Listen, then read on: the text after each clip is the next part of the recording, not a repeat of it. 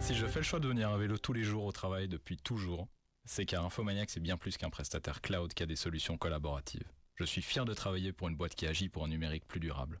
On compense nos émissions à 200%, on prolonge la durée de nos serveurs jusqu'à 15 ans et on innove avec des data centers qui chauffent des appartements. Avec Infomaniac, vous choisissez un partenaire de confiance pour aujourd'hui et pour demain. Infomaniac, le cloud éthique. Impact FM vous ouvre son antenne. Il est déjà 8h08. Et allez, c'est parti pour un premier 8h08 de la semaine à vivre pour l'image sur Facebook Impact News en direct. Ce matin, nous allons bien évidemment parler de la présentation du 520e Les Tarés de Stavelot qui a lieu ce 29, 30 et 31 mars. On en parle avec le président du comité des fêtes de Stavelot, à savoir Jean-Marie Marquet. Bonjour Jean-Marie. Bonjour à tout le monde. Bienvenue chez nous ce matin. Également. Je suis très heureux d'être là. Tout de blanc vêtu et un super chemise. Hein. Oui, toujours la classe à Stavelot. Exactement, voilà, c'est ça que je voulais dire, la classe. Alors Jean-Marie, cela fait vraiment des années déjà que vous avez succédé à André Burton à la présidence du comité des fêtes. Hein. Comment est-ce que vous vivez ce rôle essentiel au sein de l'organisation du Les Tarés de Stavelot ? C'est un rôle très important car le comité c'est l'âme de la mise en place de notre grande fête, de notre grand Les Tarés. Donc nous avons vraiment, comme vous le dites, un rôle qui est important pour synchroniser, pour la communication, enfin pour tout. En gros, on gère tout le Les Tarés. Les gens ne se rendent pas compte à Stavelot, mais l'organisation complète du Les Tarés qui va même avec la police, la sécurité, les parkings et tout ça est géré par le comité. Donc c'est un rôle hyper important. Voilà, c'est une grosse préparation, autrement dit en coulisses, chaque année. Hein, c'est l'effervescence là, les derniers jours. Oui, et on n'arrête pas. Faut savoir que le comité travaille toute l'année. On a 2 mois comme de repos, c'est juillet, août, là où on débranche la prise. Et puis en septembre, on recommence. Donc le comité travaille toute l'année pour le Les Tarés. Donc c'est un gros travail. Ouais. Alors, on imagine que cette organisation vous prend beaucoup de temps et mobilise beaucoup de personnes. Dans le comité, on est 13 et 14 avec André Burton, valeureux bénévoles qui s'organisent de ça. Mais autour de ça, évidemment, il y a une multitude de gens qui travaillent pour nous. Sur le Les Tarés, je ne saurais pas vous les compter, mais c'est des centaines de personnes qui travaillent pour nous, pour le Les Tarés, pour le bien-être des gens, pour la sécurité et pour la beauté du spectacle, évidemment. Voilà, on les remercie d'ailleurs ce matin en direct. On sait aussi que le Les Tarés est cette institution séculaire puisque on est déjà à la 520e édition cette année. Ça signifie que ce type de folklore est figé, Jean-Marie, dans une tradition stricte ou alors ça évolue justement dans le temps ? Non, on garde les bases, les fondamentaux, c'est important évidemment, mais on évolue chaque année, on évolue avec notre temps, on évolue dans la communication, on évolue dans la mise en place, on évolue dans tout ce que l'on peut et tout ce que l'on sait évoluer. C'est pas toujours facile évidemment de trouver le petit truc en plus, mais c'est le rôle d'un comité, c'est le rôle d'un président d'avoir les oreilles très grandes et une bonne vue pour voir ce qu'on peut faire, ce qu'on ne peut pas faire. Quoi. Exactement. Alors justement, parlons un peu des nouveautés si vous le voulez bien. Quelles sont-elles pour cette nouvelle édition, à commencer par samedi par exemple ? Samedi, les gens le voient parce qu'on a de plus en plus de monde. On a un cortège extraordinaire qui a commencé il y a 11 ans exactement avec le Allumez-vous, qui était la nouvelle génération de cortège mis en place par André Burton. On en est à notre 11e édition. On a à l'heure actuelle, le cortège a été figé aujourd'hui matin, on a 29 groupes. On a 1300 participants, c'est-à-dire ça n'est jamais arrivé à avoir un cortège d'une ampleur pareille. On a de plus en plus de demandes parce que ça devient quelque chose de grand. L'année passée, la police estimait à plus de 10 000 personnes les spectateurs le samedi soir. Donc ça devient vraiment quelque chose de très grand. Et on met en place cette année, comme l'année passée on avait déjà commencé, un show laser inédit qui est fait le show laser par des professionnels de Tomorrowland. Donc voilà, on a quelque chose qui claque dans les yeux, qui pète dans les yeux comme on dit, au point de vue qualité cortège, au point de vue lumière et au point de vue show dans Stavelot, quoi. Ça va être vraiment génial encore ce samedi alors. Ah oui, le samedi pour nous ça devient. D'ailleurs on traite au niveau du comité le cortège du samedi de la même façon qu'on traite le cortège du dimanche, c'est-à-dire d'un point de vue organisationnel et d'un point de vue sécurité et contrôle des groupes. On est exactement dans le même canevas. Il n'y a plus qu'un seul règlement qui tient la route et on a plus 2 règlements en disant on va être plus cool le samedi, on va les laisser faire quelques trucs en plus. Non, d'un point de vue sécurité, respect des spectateurs, etc. Tout ce qui qui tourne autour du cortège du samedi est mis au même niveau que ce qui tourne pour le dimanche. Très bien. Alors pour le cortège du dimanche, venons-en, des nouveautés là également? Le cortège du dimanche, on voulait faire une petite originalité pour le 520e. Donc qu'est-ce qu'on va faire? On va ouvrir le cortège en noir. Après, évidemment, notre bécassine et l'Orphée. Le premier groupe sera les Macrales de Vielsam, un groupe bien connu de notre région, et on le finira en blanc. Donc on commence en noir, on finit en blanc, et entre les deux, on va mettre une multitude de couleurs qui va être générée, qui va être créée par les groupes de Stavelot, qui ont une imagination, un pouvoir de création. Enfin, c'est inimaginable ce qu'ils vont faire encore cette année. J'ai vu une partie des costumes, je peux vous dire, vous allez avoir plein les yeux, c'est quelque chose de phénoménal. Donc ce sera plein de couleurs, et au milieu de tout ça, il y aura un petit groupe de bandas français qui va venir faire un peu du décalage par rapport à notre, je veux dire, pas notre humour, mais à notre beauté de cortège, quoi. Voilà, ça va encore être gigantesque dimanche, autrement dit, pour le programme. Hein. Oui, il y a 27 groupes, et il y a aussi une originalité, c'est que les artisans vont réintégrer le cortège. Il avait abandonné le cortège il y a quelques années, et ils réintègrent le cortège pour leur 140e anniversaire. C'est aussi original. Et ils vont lancer les fameux petits pains dont ils ont le secret. Donc je conseille aux gens de venir avec des casques de sécurité, parce qu'ils sont quand même assez durs, les petits pains, pour ne pas avoir des problèmes. Et alors il y aura peut-être après du travail pour les dentistes. Dites donc, il se passe des trucs. Ouais. Allez, et la fameuse ronde des Blancs Moussis, bien sûr, la traditionnelle. Ouais, alors à 17h, 17h30, il y a toujours une demi-heure là. On a le fameux rondeau sur la place de Stavelot qui clôture ce grand cortège et cette grande fête. Et puis après, évidemment, ça continue au niveau de notre chapiteau. Et à partir de 22h, il y a la nuit blanche des Blancs aussi, évidemment. Le programme du lundi, qu'est-ce qui se passe le lundi? Le lundi, c'est un peu plus intimiste.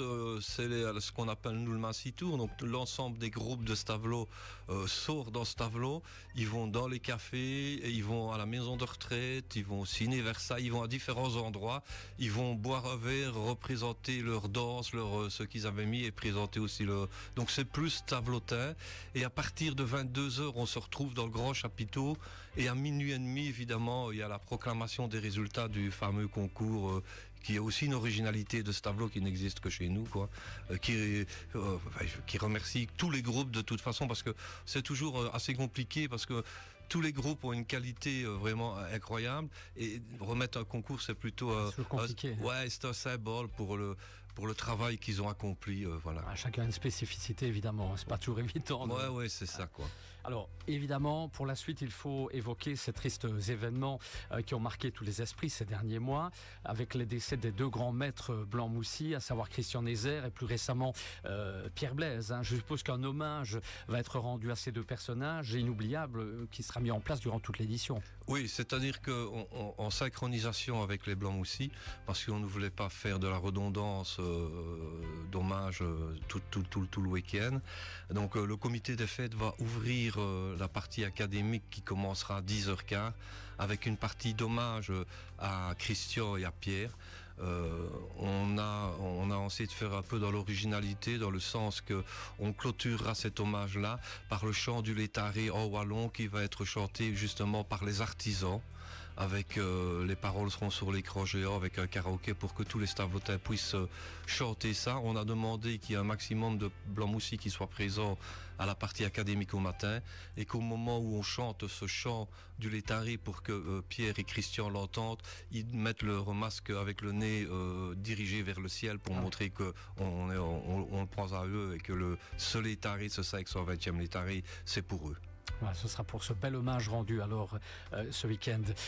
Jean-Marie, on parle beaucoup pour le moment surtout du carnaval de Binche, de la problématique de l'inclusion des femmes dans les traditions folkloriques, où elles sont véritablement parfois exclues, hein, comme chez les Gilles, il faut bien le dire, ou chez les Blancs-Moussis.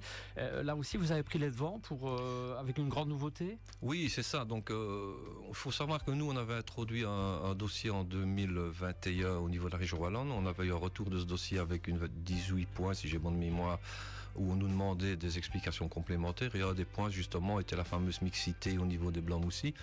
La mixité pure au niveau des blancs moussis, pour moi, c'est inimaginable parce que le blanc moussi, le départ, la source, c'est le moine. Donc pour moi, on doit garder cette originalité-là, mais seulement on pouvait faire un grand pas en avant dans les intronisations au niveau de la chevalerie d'honneur. Chose que Pierre et moi, on se battait beaucoup pour que ça avance et on a obtenu un résultat parce que cette année, c'est la première fois que 2 dames seront intronisées au niveau de la chevalerie d'honneur. Donc c'était vraiment un grand pas en avant de la confrérie. Et voilà, je suis encore 3 fois plus triste, 10 fois plus triste, 100 fois plus triste que mon ami Pierre ne soit pas là pour pouvoir voir ça. Et ça va nous permettre, nous, au niveau du comité des fêtes, de pouvoir réintroduire un dossier en bon uniforme au niveau de la région wallonne pour être reconnu aussi au niveau qualité spectacle et ce qu'on présente aux gens, quoi. Très bien. Alors, vu que le temps passe vite, on en revient au programme. L'aspect pratique à présent. Quelles sont les choses pratiques, le déroulement, les recommandations aux participants et aux spectateurs? D'abord aux spectateurs, je voudrais rappeler que nous avons mis en place, en accord avec la police, des parkings de délestage. Le plus grand parking de délestage, c'est Blanchimont, donc c'est la partie du circuit qui va entre Stavelot et le circuit de Francorchamps, l'ancien. Il est important que le maximum de gens aillent mettre leur voiture dans cette zone-là. Il y a 2 bus qui tournent en continu pour amener les gens sur Stavelot et les ramener aussi. Toutes les heures et les indications sont sur le site internet. Il y a d'autres parkings de délestage, donc nous demandons aux gens d'utiliser au maximum ces parkings pour éviter toutes les complications et de se voir embarquer leur voiture, quoi. La deuxième chose qui est vraiment très importante et que là je voulais quand même mettre un point, c'est que nos boissons seront à 2,50 € et qu'il n'y aura pas de caution. Donc, parce que c'est beaucoup de questions. À combien est-ce que vous vendez vos boissons? Donc c'est 2,50 € partout dans Stavelot, sans caution partout dans Stavelot. Et le troisième point qui a été imposé par la commune, et je trouve ça vraiment magnifique, c'est que l'eau plate est gratuite dans tout Stavelot, dans tous les établissements. C'est une obligation communale. Donc ça, c'est aussi important à dire. Et alors, au point de vue cortège, venez tôt si vous voulez avoir de la place, parce que l'année passée, on était à plus de 25 000 personnes. Et ça veut dire que si vous attendez le dernier moment, vous allez vous garer très loin et vous risquez d'arriver très tard. Donc plus on est dans Stavelot tôt, plus c'est facile pour tout le monde, quoi. C'est normal. Alors rappelons que cette cérémonie protocolaire qui aura lieu dimanche matin, c'est la tradition avec les discours du bourgmestre, de vous-même, tout cela sera retransmis en direction de nos antennes et aussi sur Facebook, vous confirmez? Oui, d'accord. Ce sera retransmis et je rappelle que la partie protocolaire commence à 10h. Qu'il y aura 4 groupes wallons qui sont mis en place pour les animations, grâce à Michel Lambert que je remercie. Ça aussi, c'est une particularité que j'ai oublié de dire, c'est que cette année, le comité veut mettre en avant le folklore wallon en général. Donc, pour mettre les groupes wallons en avant, on a invité 4 groupes qui vont faire une animation pré-cortège et qui seront là aussi à la partie académique qui commence à 10h, quoi. Très bien. Donc, à vivre sur notre page Facebook, en tout cas Impact News, et toujours, comme chaque année, cette petite rivalité bien sympathique entre Malmedy et Stavelot. Oui, mais moi cette année, j'ai entendu le discours du bourgmestre, donc par politesse, je vais me retirer, je vais pas laouer les Malmédiens cette année, moi. Je vais prendre du recul et je vais laisser ça à notre nouveau bourgmestre qui va s'y mettre à cœur joie, je crois. Qui s'en charge. Oui. Chacun son boulot cette année. Alors Jean-Marie, est-ce qu'on a fait... Il y a beaucoup de choses à dire évidemment pour cette nouvelle édition de l'État. Est-ce qu'on a bien fait le tour? Il y a une dernière chose pratique ou un dernier mot? Moi je dirais, on vous attend nombreux, le plus nombreux possible. Vous serez aussi accueillis par Sophie Porteville. Vous avez sûrement déjà vu sur Facebook tout le ram-tatam qu'elle fait autour de ça. Donc voilà, c'est vraiment important pour nous d'avoir un soutien de cette qualité, d'avoir un soutien aussi de la loterie nationale. C'est évident que c'est important pour nous. Donc on vous attend très nombreux, aussi bien le samedi et le dimanche, et on vous promet de vous en mettre plein les yeux, plein le cœur, et de se mettre des smileys absolument partout. Ok, voilà, grosse ambiance pour cette nouvelle édition, 520e édition du Létaré.